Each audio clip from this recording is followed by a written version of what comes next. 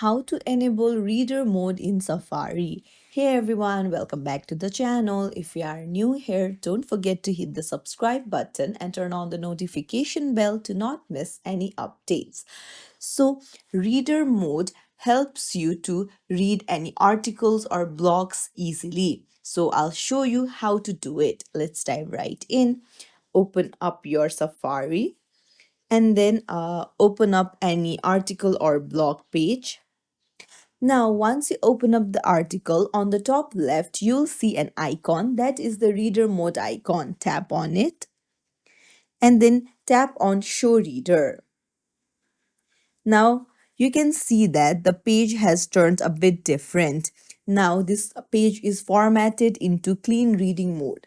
Now, if you tap on top left again, you can see that you can change the font, the color according to your wish. You can increase the font size or decrease it.